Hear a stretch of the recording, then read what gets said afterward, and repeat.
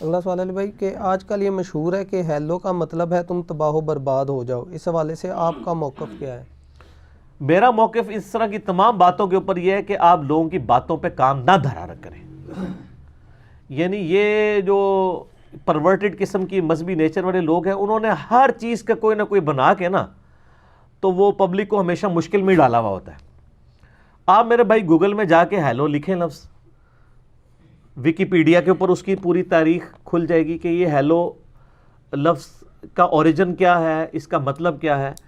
اس کا جو مطلب ہے نا جی ہیلو کا، وہ ہے کرائی ود ایکسکلیمیشن، یعنی آپ حیرانگی کے ساتھ جو چیختے ہیں نا، اس کو ہیلو کہا جاتا ہے.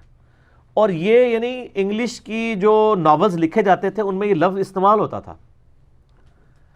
اگر کوئی حیرانگی کے ساتھ، وہ سائن بھی ہوتا ہے نا ایکسکلیمیشن کا، ہمارے اکثر کئی ویڈیوز میں بھی ہوتا ہے جو لکیر کھینچ کے نیچے ڈاٹ، حیرانگی چاہے وہ خوشی سے ہو چاہے وہ پریشانی سے ہو، دونوں کی صورت میں. تو کوئی شخص چیخے حیرانگی کے ساتھ، اس کو ہیلو کہا جاتا ہے. اور وہ جب ٹیلی فون کے لیے پھر یہ ٹرم استعمال ہونا شروع ہو گئی ہیلو، ظاہر ہے جب نیا نیا ٹیلی فون شروع ہوا تو اس وقت باقی حیرانگی ہوتی ہے، ٹھیک ہے. اب تو پریشانی ہے کہ یار نہ ہی بولے. میں نے تو الحمدللہ موبائل سے ہی جان چھڑا لی ہوئی ہے اللہ کے فضل سے. تو اس کا یہ مطلب تھا. اس کا کوئی مطلب، وہ کہتے ہیں ہیل لفظ ہے نا جہنم، ہیلو کا مطلب ہے جہنم میں جاؤ. اے سر کدھرے بھی نہیں مطلب، اے تو ایویں کہانیاں کرائی انہوں نے. ٹھیک ہو گیا. تھوڑی آپ بھی ذرا علم حاصل کرو نا. جس طرف ہے وہ لگا دیتے ہیں، کبھی کسی چیز کا کوئی مطلب بتا دیتے ہیں، کبھی کسی چیز کا کوئی مطلب بتا دیتے ہیں، خود پوری ساری چیزیں اویل کر رہے ہوتے ہیں. ویسے مسلمان کو تو یہ کرنا بھی نہیں چاہیے، ہیلو جائز ہے، لیکن جب بھی آغاز کریں السلام علیکم کہیں.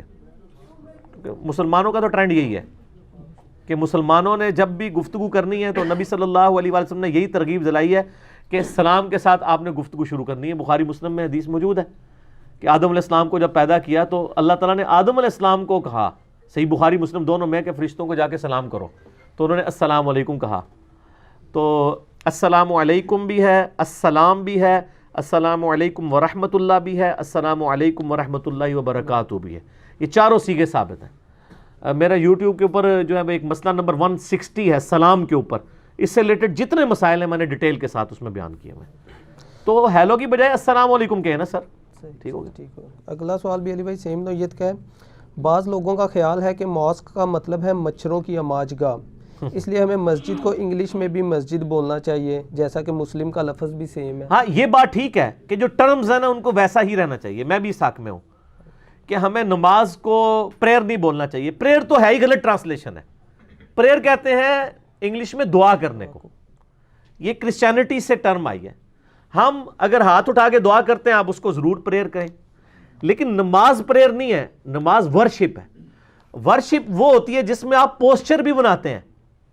کبھی آپ قنوت کرتے ہیں، کبھی رکوع کرتے ہیں، کبھی ماتھا رکھتے ہیں، یعنی اپنے پوسچرز بنا کے خدا کو رسپانس کرتے ہیں. یہ پریئر نہیں کہلاتا.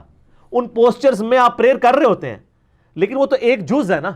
سبحان ربی العظیم رکوع میں پڑھنا یہ پریئر ہے، اللہ کی طرف آپ متوجہ ہو رہے ہوتے ہیں. لیکن یہ پوسچر بنانا پریئر نہیں ہے، پوسچر بنانا ورشپ ہے. تو اس لیے بہتر یہ ہے کہ صلاح کا لفظ ہی استعمال کیا جائے. یا آج اردو میں نماز کا لفظ ایک مستعمل ہو چکا ہے اس کے لیے، صلاح کے لیے. اسی طریقے سے مسلم ورڈ انگلش میں بھی یوز ہو رہا ہے، عربی میں بھی یوز ہو رہا ہے. اس اعتبار سے مسجد کا لفظ ہی استعمال ہو تو بہتر ہے، اس میں کوئی شک نہیں. لیکن یہ کہنا کہ ماسک جو ہے وہ مچھروں کی اماج گاہ کو ماسک کہا جاتا ہے، بالکل غلط ہے. سر یہ بھی آپ جا کے یوٹیوب کے اوپر لکھ لیں تو آپ کو گوگل میں جا کے لکھیں، ویکیپیڈیا میں لکھیں تو آپ کو پتہ چل جائے گا کہ ماسک یعنی ایسی بلڈنگ کو کہتے ہیں جس بلڈنگ کے اندر لوگ پریئر کے لیے یا ورشپ کے لیے جمع ہوتے ہیں. ٹھیک ہے.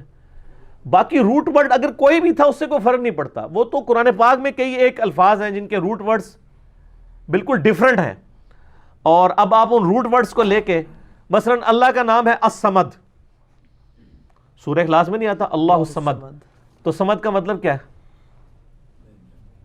بے نیاز نہیں سر. صمد کا مطلب ہوتا ہے چٹان. عربی میں صمد کہتے ہیں چٹان کو. پرانے زمانے میں جب جنگ لڑی جاتی تھی نا تو ظاہر ہے کہ اپنے آپ کو سیو کرنے کے لیے پیچھے بڑی پہاڑی چٹان لی جاتی تھی تاکہ پیچھے سے حملہ نہ ہو. جیسا کہ غزوہ احد میں نبی علیہ السلام نے, وہ بخاری مسلم میں آتا ہے, وہ 50 تیر انداز مقرر کیے تھے چٹان کے اوپر کہ کہیں پیچھے سے حملہ نہ کر دیں, اور وہی جب انہوں نے چھوڑا تو خالد بن ولید نے پیچھے سے حملہ کیا, نبی علیہ السلام کے بھی دانت شہید ہو گئے اور کئی اصحاب شہید ہوئے. اس وقت انہوں نے اسلام قبول نہیں کیا ہوا تھا حضرت خالد بن ولید نے رضی اللہ تعالیٰ عنہ. تو چٹان اس پتھر کو, پہاڑ کو کہا جاتا تھا جو الصمد کہا جاتا تھا, سمد عربی میں, جو آپ اپنے پشت کے پیچھے لیتے تھے اور اس کی بنیاد یعنی وہ کہتے ہیں بیک پہ وہ لیتے تھے, جس نے آج کل تسی کہتے ہو سائیاں دا ہاتھ ہے پیچھے, وہ سائیاں دا ہاتھ شاید نہیں, وہ پیچھے یعنی انہوں نے پورا پہاڑ لیا ہوتا سی سیفٹی کے لیے, اس کو سمد کہا جاتا تھا. الصمد خاص بڑی چٹان. لیکن آپ کو یہ نہیں جو یہ مولوی یہی کام کر رہے ہیں, ہیل جو ہے وہ اس سے ہیلو بن گیا جی, نہیں بنا. ماسکیٹو سے ماسک بن گیا, اور نہیں بنا. اگر اس طرح بنانا ہے تو میں قرآن میں پھر بنا دیتا ہوں الصمد کو, آپ پھر کہو کہ چٹان, اللہ الصمد, اللہ چٹان ہے. لیکن جب ہم ترجمہ کیا کرتے ہیں کہ اللہ الصمد, اللہ بے نیاز ہے, یعنی اس کو کسی کی حاجت نہیں بلکہ لوگ اس کے محتاج ہیں. جس طرح میدان جنگ میں لوگ محتاج ہوتے ہیں دشمن سے بچاؤ کے لیے اپنے پیچھے بیک چٹان رکھنے کے, اس طرح مسلمان کو اپنے بیک پہ اللہ کو رکھنا چاہیے, اللہ پر توکل کرنا چاہیے. لیکن آج کوئی اس کی لنگوسٹک کے اوپر جھگڑا تو نہیں کرتا, یار لفظ کڈو جی تے چٹان ہے تے اللہ تے چٹان تے مخلوق ہے تے اللہ تے خالق ہے. کہانیاں مولویوں کے بس میں ہو تو یہ بھی کہانیاں کرائیں. تو میں نے اس لیے ان کو علم الکلام والا, پھکی والا, اینٹی وینم والا جواب بھی دے دیا ہے, تاکہ اگر کوئی کہے تو اس طرح کی کئی ایک چیزیں ہیں. آپ اردو زبان میں ایک لفظ استعمال کرتے ہیں شوربہ. شوربہ ہمارے بچے کو بھی پتہ ہے کہ گوشت کا سالن, اس کا جو پانی والا پورشن ہے اس کو شوربہ کہا جاتا ہے, چاہے وہ آلو مٹر کا شوربہ ہو یا گوشت کا ہو, چھوٹے گوشت کا, مرغی کا, کسی کا شوربہ. لیکن شوربہ کا مطلب کیا ہے؟ شور کہتے ہیں فارسی میں نمک کو, اور با کہتے ہیں پانی کو. تو اس کا لفظی ترجمہ بنتا ہے نمک والا پانی. تو یہ اگر یہ صحیح طریقے سے اس کو بولا جائے تو وہ شکنجوی کے اوپر بولا جانا چاہیے جس میں نمک اور نیمبو ڈالا جاتا ہے. تو کیا شکنجوی کو کوئی شوربہ کہتا ہے؟ حالانکہ لنگوسٹک کے اعتبار سے شوربہ جو ہے وہ اسی کے اوپر فٹ ان بیٹھتا ہے. تو مولویوں کا بس چلتا نا, یہ بھی کوئی ٹرم ہوتی نا گوروں کی, تو انہیں کہنا سی دیکھ لو جی شوربے کا مطلب نمک والا پانی ہے, تو تسی جناب سالن نو شوربہ کہندے ہو. ان کا کوئی علاج نہیں ہے. یہ خاص قسم کی پرورٹڈ نیچر ہوتی ہے لوگوں کو مصیبت میں ڈالنے والی. حالانکہ بخاری اور مسلم دونوں میں حدیث موجود ہے. نبی صلی اللہ علیہ وآلہ وسلم نے فرمایا لوگوں کو آسانیاں دو, لوگوں کو تنگی میں مبتلا نہ کرو, لوگوں کو خوشخبریاں سناؤ, انہیں متنفر نہ کرو.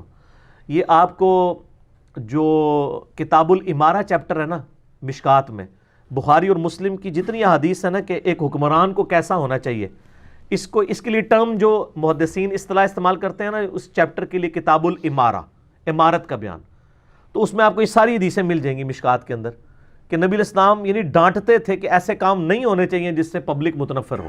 اور یہ پبلک کو اس قسم کی مصیبتوں میں ہی ڈال کے رکھتے ہیں. کبھی کوئی مسئلہ نکال دیتے ہیں, کبھی کوئی مسئلہ نکال دیتے ہیں, جی یہ تو وہ چیز بن رہی ہے, جی اس سے تو وہ بن رہا ہے, اس سے وہ بن رہا ہے.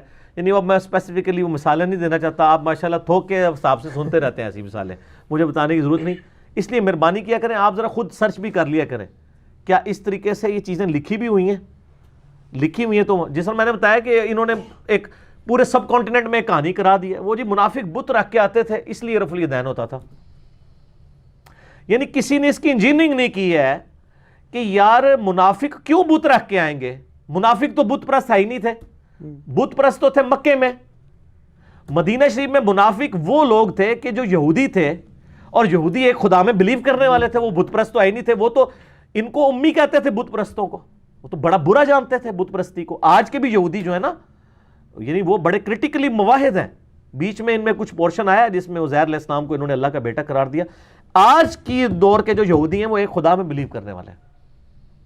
ٹھیک ہو گیا.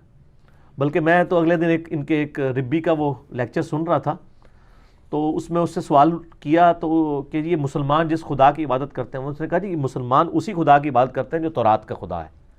وہاں پہ بھی لوگوں نے کہانی کرائی تھی نا کہ انہوں نے کوئی اور خدا بنایا ہوا ہے. آپ کو پتہ ہے یہ یعنی جب صلیبی جنگیں شروع ہوئی ہیں تو عیسائیوں نے باقاعدہ کتابیں لکھوائی تھی کہ مسلمان تو ایک بلیک سٹون کو پوجتے ہیں جو مکے کے اندر ہے, خانہ کعبے کے بارے میں. یہ یعنی انہوں نے کہا کہ ان کا بت ادھر ہے, اس طرح کی کہانیاں کرا دی.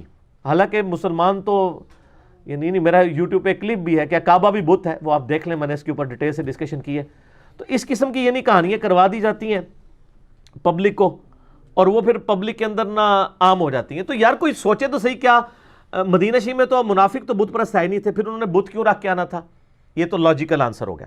اب علمی طور پہ دیکھیں, صحیح مسلم میں حدیث ہے, عبداللہ ابن مسعود رضی اللہ تعالیٰ عنہ کہتے ہیں کہ نبی صلی اللہ علیہ وآلہ وسلم کے مبارک زمانے میں اگر کوئی بیمار بھی ہوتا تھا نا, اور وہ 2 بندوں کے سہارے مسجد میں آ کے نماز پڑھنے کے قابل ہوتا, سر 2 بندوں کے سہارے, تو وہ مسجد میں آ کے نماز پڑھتا تھا, کہیں اسے منافق نہ سمجھ لیا جائے کہ یار یہ نماز نہیں پڑھتا.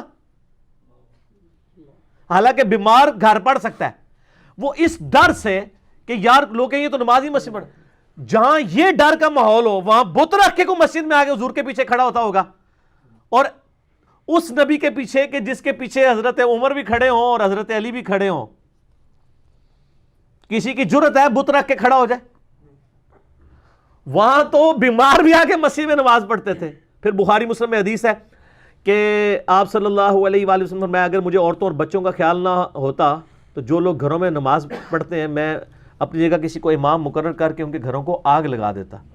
ٹھیک ہے, اور سنن نسائی میں موجود ہے, یہ فجر کے وقت کا یعنی تذکرہ ہے, اور بخاری میں آتا ہے کہ عشاء کے بارے میں یہ اسپیشلی آیا, اور فرمایا آپ نے کہ فجر اور عشاء کی نمازیں منافقین کے اوپر بھاری ہیں. یہ بخاری مسلم دونوں میں حدیث ہے. اگر ان کو اس کے ثواب کا پتہ ہوتا تو اپنے سرین کے بال, پیٹ کے بال گھسٹتے ہوئے مسجد میں آ کے نماز پڑھتے.